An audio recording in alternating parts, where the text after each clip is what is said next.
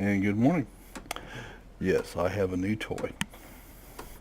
You'll find the variant from the skies with Tironan, and this is the F-94 Starfire. 94D, as a matter of fact. It is essentially unupgraded, except for the guns, which are in fact when you purchase the aircraft, you can just purchase the gun. There's no research involved in it. Comes with 720 DPS from 12 Mark or 4 Mark 12 Colt cannons, and it's quick. Doesn't have great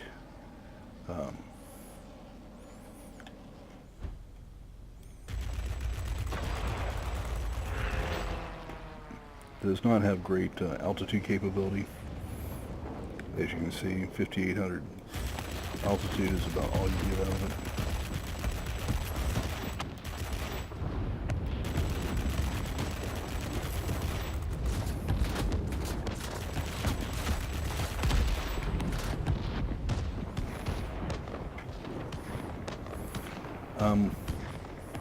And it's really easy to get way above your altitude to the point that you're pretty much ineffective.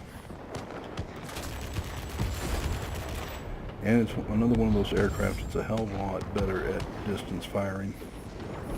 If you had the XF5U, you'll be very used to the experience. The performance is very similar.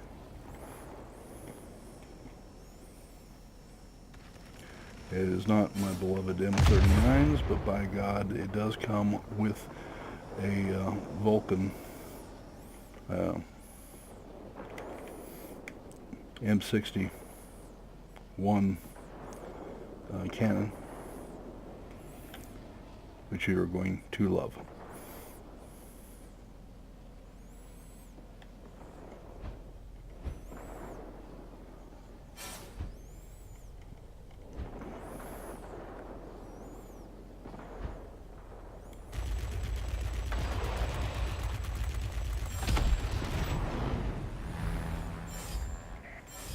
Stay alert, pilots. Large enemy force spotted over the airfield.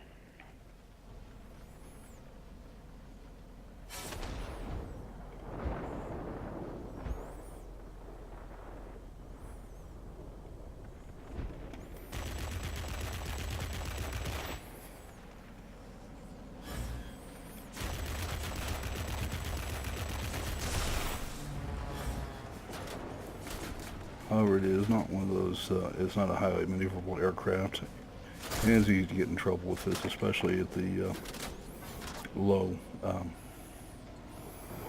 tiers of development when it doesn't really have the speed that you need later.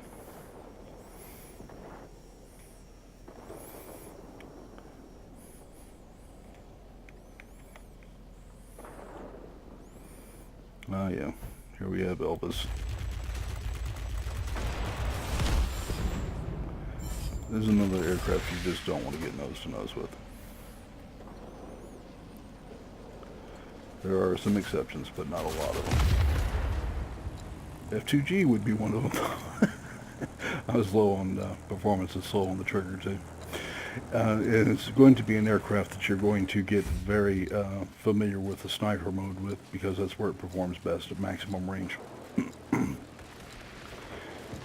a sniper mode for a sniper type of aircraft.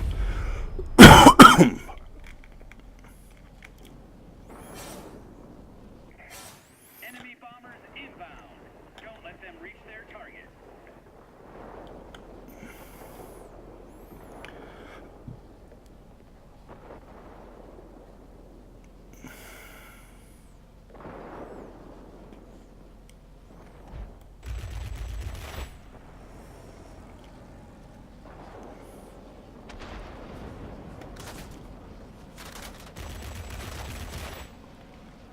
Well,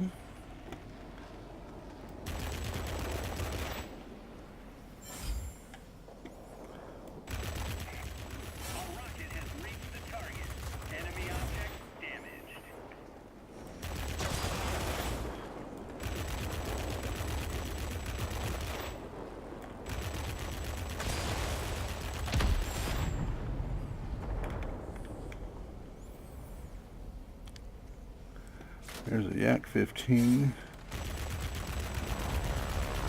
Very maneuverable sucker.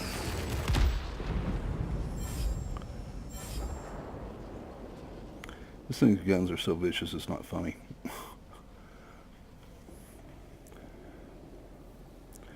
But it's a very much an aircraft you want to pick and choose your moments of engagement with, if that makes any sense at all.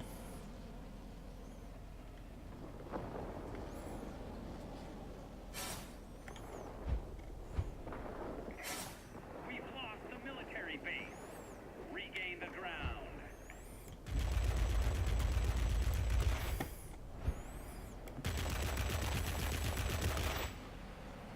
It's an aircraft that you don't want to try to outrun, you want to try it to outmaneuver.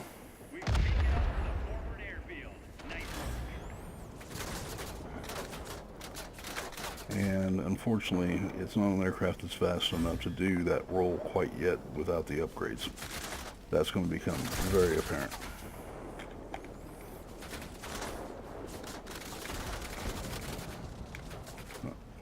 I don't think that P-51H can catch me. We'll try. Yeah, damn if he didn't. We'll soon be cut off from support. I say again, support will not be available. You just wait until I get my engine upgrades. I'll show you. Alright, let's just get on with this. Oh my.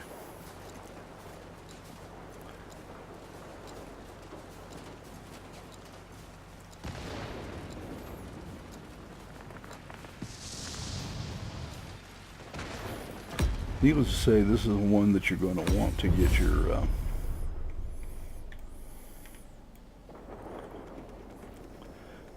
you're going to want to get a sight on as quickly as possible. Storm here. Unable to proceed.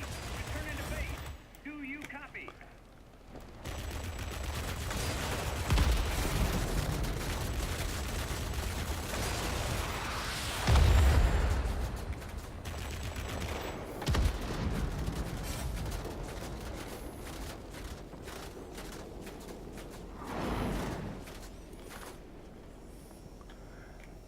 And it's not something you want to be caught in a bomber by. It will flat tear it up. Okay. The enemy is launching rockets at us from the military base. Take action.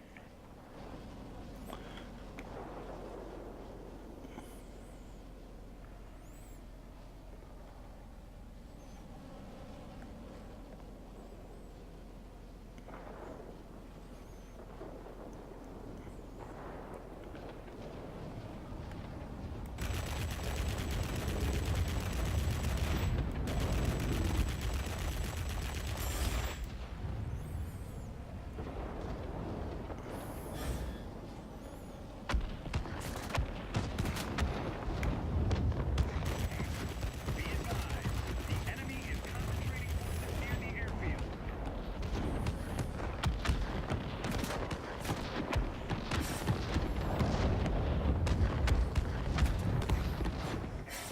The enemy is about to win. Push harder.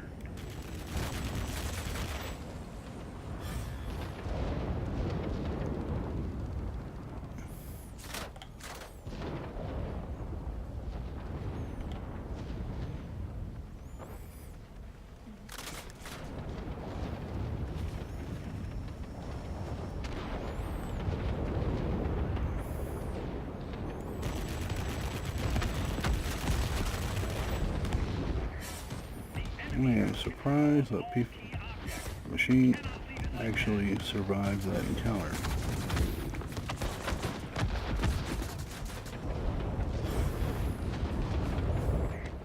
Turn back. The enemy force is too strong.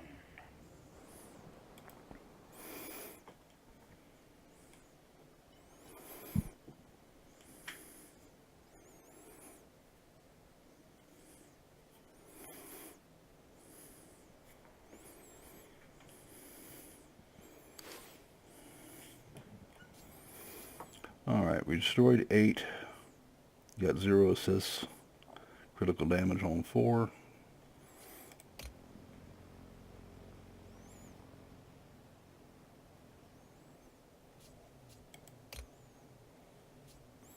Not bad.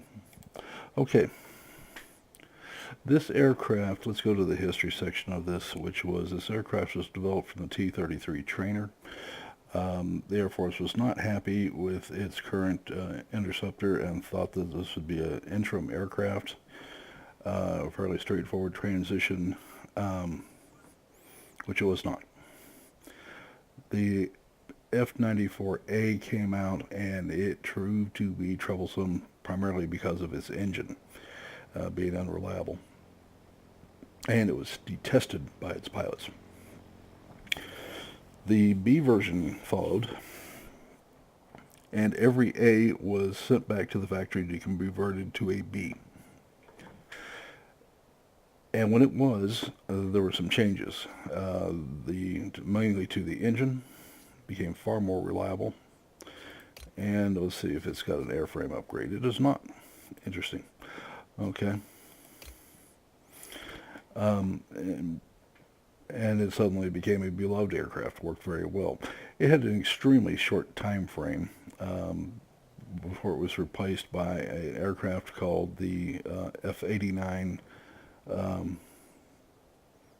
Scorpion and the F-86D Dog Saber.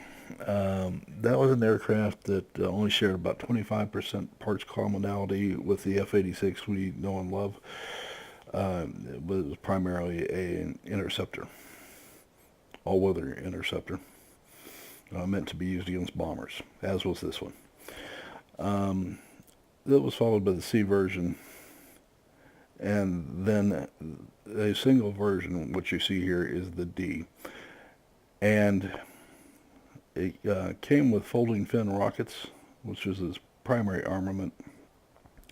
The D was actually proposed. The Air Force turned it down, said we don't want it. It was then used to develop the M61 Vulcan cannon. So when you look at your upgrades, this is what you come with. If you got the cash, you can just simply buy these. Wonderful thing. What you're going to want to get, however, is this. Okay. The faster you get this, the happier you're going to be, because your airspeed starts off about where a F1 Fury, FJ1 Fury ends at, and it's okay. But as you saw, you can be chased down pretty easy. Well, you go up to here, you're 578, and then when you get to your big dog here, you are at 596, and that makes you pretty competitive with just about everybody out there. Your maneuverability is 13 seconds. Is it the greatest outside of Puppy Chow? Yeah. Yeah, it's pretty good. And when you get this thing, your 720 goes up to 800. But that is from a single gun. One gun. Same reach, but you're not worrying about 4 different cannon converging anymore, or dispersing anymore. You have one cannon. Works pretty darn well. Actually 6 cannons, but only one shooting at a time out of the same port. So, essentially, things you're going to want to get on this. You guys know the story as well as I do.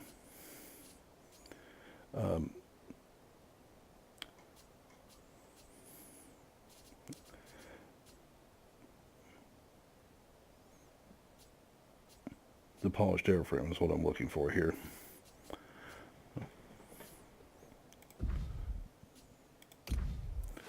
Alright.